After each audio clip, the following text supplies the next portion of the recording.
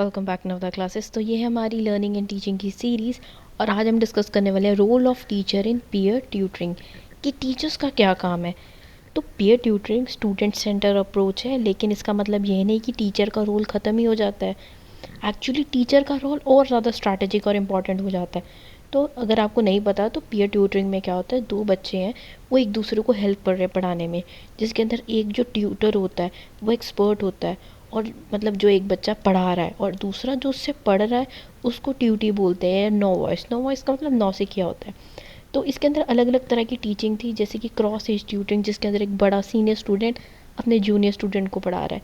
तो अलग अलग टर्म्स आई इसको लेके, जैसे इसको पीयर टीचिंग भी बोलते हैं, partner learning, peer education, child teach child, mutual instruction. तो अलग अलग मेथड है। अब नॉर्मली लोग सोचते हैं कि इसके अंदर एक स्टूडेंट दूसरे स्टूडेंट को पढ़ा रहा है तो टीचर का कोई काम ही नहीं है, बल्कि टीचर का और ज़्यादा सिग्निफिकेंट रोल है जिसको हम स्टडी करने वाले। तो सबसे पहला है प्लानिंग एंड ऑर्गेनाइजेशन। टीचर का सबसे पहला रोल ये है प्रॉपर प्लानिंग करना। पीयर ट्यूटिंग रैंडमली नहीं हो सकती, इसके लिए क्लियर स्ट्रक्चर होना चाहिए। अगर टीचर बिना प्लानिंग के स्टूडेंट को बोल दे एक दूसरे को समझाओ, तो स्ट्रॉन्ग स्टूडेंट डोमिनेट करेगा और वीक पैसिव रह जाएगा। इसलिए टीचर को डिसाइड करना होता है कि कौन ट्यूटर होगा, कौन लर्नर होगा और पेयरिंग कैसे होगी। तो यहाँ पर ये जो सिलेक्शन वाला काम है, पूरा बैकग्राउंड चेक करने के बाद टीचर करते हैं, तो यहाँ टीचर एक डिज़ाइनर की तरह काम कर रहा है। फिर आ जाता है हमारा ट्रेनिंग पीयर ट्यूटर कि सिलेक्ट कैसे करना और ट्रेन कैसे करना है। हर स्टूडेंट ऑटोमेटिकली गुड ट्यूटर नहीं होता।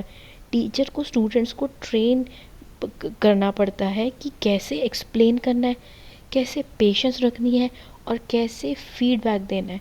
तो इस प्रोग्राम को सक्सेस देने के लिए वो पूरा का पूरा न्यू ट्यूटर को प्रोग्राम एक्सप्लेन करना पड़ता है और इफ़ेक्टिव ट्रेनिंग देनी पड़ती है। अगर इफ़ेक्टिव ट्रेनिंग की कमी हो, लैक हो, तो ये एक तरह से फेल ही माना जाता है। तो इसलिए शॉर्ट टर्म प्लानिंग जो है और लॉन्ग टर्म प्लानिंग, उस ये मैटर बहुत कर रही है। फिर आते हैं हम अपने थर्ड पॉइंट पे, जो है monitoring the process.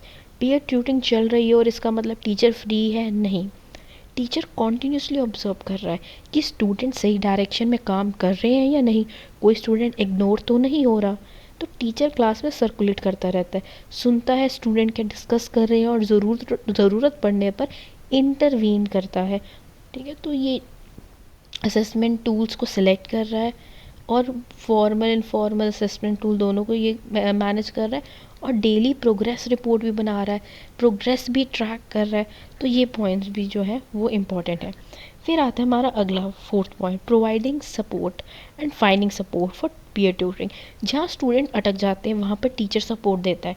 Teacher direct answer नहीं देता, बल्कि उनको गाइड करता है, उनको सपोर्ट करता है हर हाल में।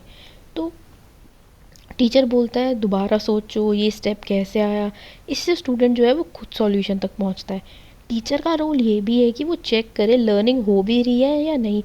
इसके लिए टीचर्स क्वेश्चंस पूछता है, शॉर्ट टेस्ट लेता है, फीडबैक देता है। तो टीचर इन्हें पूछता है जो एक्सप्लेन किया गया क्या उसको समझ आया। और पीयर ट्यूटरिंग में नॉइस और डिस्ट्रैक्शन का रिस्क होता है, तो टीचर इंश्योर करता है डिस्कशन प्रोडक्टिव रहे, टाइम वेस्ट ना हो। अगर स्टूडेंट ऑफ टॉपिक बात करने लगे तो इमीडिएटली उसको रीडायरेक्ट किया जाए। तो यहाँ पर जो है टीचर जो है एक स्ट्रॉन्ग मोटिवेटर का काम करती है, ताकि जो है वो हाई परफॉर्मिंग स्टूडेंट को रिवॉर्ड दे, ताकि उनको ये जो प्रोसेस है बोरिंग ना लगने लग जाए। जो इंडिपेंडेंट काम करते हैं उनके लिए बाउंड्री सेटअप कर दें और स्टूडेंट को जो है एडमिट करने में हेल्प होती है, जो अगर वो पीयर टू पीयर स्टडी कर रहे हैं। ऑलमोस्ट हर यहाँ पर स्टूडेंट को अपॉर्चुनिटी मिलती है क्लास में पार्टिसिपेट करने की। अब हम पढ़ेंगे बेनिफिट्स ऑफ पीयर ट्यूटरिंग कि पीयर ट्यूटरिंग के एक्चुअल बेनिफिट्स क्या है। सबसे पहले नॉलेज का ट्रांसफ़र होना। तो ये बिलीफ कहता है कि लर्निंग तभी इफेक्टिव होती है जब टीचर ही पढ़ाए, लेकिन प्रैक्टिकल क्लासरूम सिचुएशन में स्टूडेंट कभी कभी पीयर से ज़्यादा इजीली समझ लेता है, क्योंकि लैंग्वेज सिंपल होती है और हेजिटेशन नहीं होती। तो यहाँ पर हम बेनिफिट्स की भी बात करेंगे और क्या क्या ऑब्स्टेकल्स आ रहे हैं उनकी भी बात करेंगे। फिर सेकेंड है too much time and effort to train student. ये एक ऑब्स्टेकल है। टीचर को लगता है कि स्टूडेंट को ट्यूटर बनाने के लिए एक्स्ट्रा टाइम लगेगा, लेकिन वंस एक बार वो सिस्टम जब सेटअप हो जाता है ना, तो ये लॉन्ग टर्म में टीचर का लोड कम करता है। फिर वो कहते हैं जो ट्यूटर जो नए नए बने वो इम्पेशेंस होते हैं। कंसर्न यही होता है कि स्टूडेंट ट्यूटर जो होते हैं उन्हें पेशेंस नहीं रहती, वो पेशेंस नहीं रखेंगे। लेकिन अगर प्रॉपर गाइडेंस दी जाए तो स्टूडेंट ग्रेजुअली पेशेंट डेवलप करता है और एक्सप्लेनेशन स्किल को डेवलप कर लेता है। फिर जो हमारी फोर्थ ऑब्लिगेशन थी वो था इम्प्लीकेशन ऑफ ट्यूटर सिलेक्शन।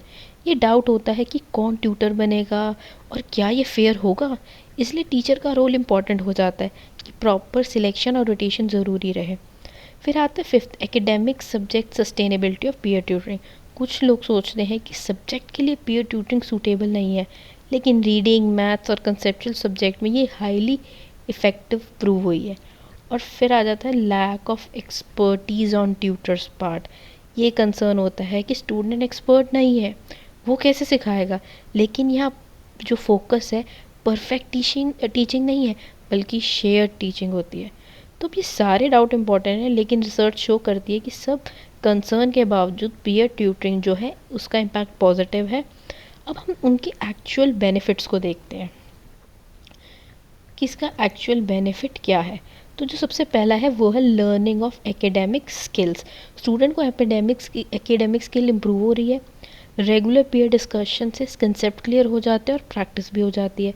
फिर आता है encouraging more positive attitude towards teaching. Student का लर्निंग के प्रति एटीट्यूड पॉजिटिव हो जाता है, लर्निंग बोरिंग नहीं लगती, इंटरेक्टिव बन जाती है। फिर आता है deeper understanding. Student surface level पे नहीं बल्कि डीप अंडरस्टैंडिंग डेवलप करते हैं, क्योंकि जब एक्सप्लेन करते हैं तो कंसेप्ट को लॉजिकली समझाना पड़ता है। फिर आ जाता है पॉजिटिव सेल्फ इमेज। स्टूडेंट अपने आप को कैपेबल फील करता है, लाइक वो भी सोचता है कि मैं भी किसी को समझा सकता हूँ। तो ये जो फीलिंग है ये कॉन्फिडेंस बिल्ड करती है। फिर आ जाता है हमारा ई पॉइंट जो है improving attitudes towards school and teacher.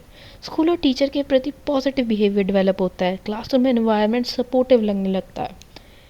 फिर आ जाता है important by product of peer tutoring is more pleasant classroom atmosphere.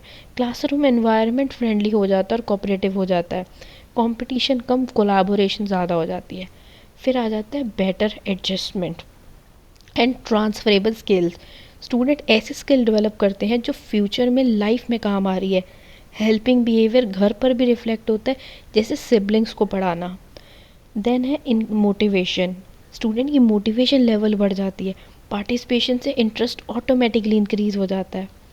और रिडक्शन इन हेल्पलेसनेस, कि जो स्टूडेंट जो है ना अब वो उतना लाचार फील नहीं करते, वो वीक स्टूडेंट जो होते हैं वो हेल्पलेस फील नहीं कर रहे, उन्हें इमीडिएट सपोर्ट मिल रहा है, इसलिए फ्रस्ट्रेशन कम हो रही है। फिर आता हमारा जे पॉइंट, उनको अपनी वैल्यू और इम्पोर्टेंस फील होती है, they feel valuable and worth. उनको लगता है कि अब वो इम्पॉर्टेंट है, जब वो किसी की हेल्प कर रहे हैं तो उनको वैल्यू फील हो रही है। देन कम्स द के point, focus of control and self esteem. इसमें क्या हो रहा है, स्टूडेंट अपनी लर्निंग पर कंट्रोल फील कर रहे हैं, वो सिर्फ डिपेंडेंट नहीं रहते, एक्टिवली कंट्रीब्यूट कर रहे हैं। और इसके अंदर सबसे इम्पॉर्टेंट है आई एल पॉइंट में, that is socialisation. Academic performance और सोशल रिलेशन दोनों ही इम्प्रूव हो रहे हैं, ग्रुप इंट्रैक्शन से बॉन्डिंग भी हो रही है और अंडरस्टैंडिंग दोनों की स्ट्रांग हो रही है। फिर आता है हमारा M point, teacher as role model. Teacher indirectly stronger role model बन जाते हैं, स्टूडेंट टीचर के बिहेवियर को कॉपी करते हैं, जैसे हेल्पिंग एटीट्यूड।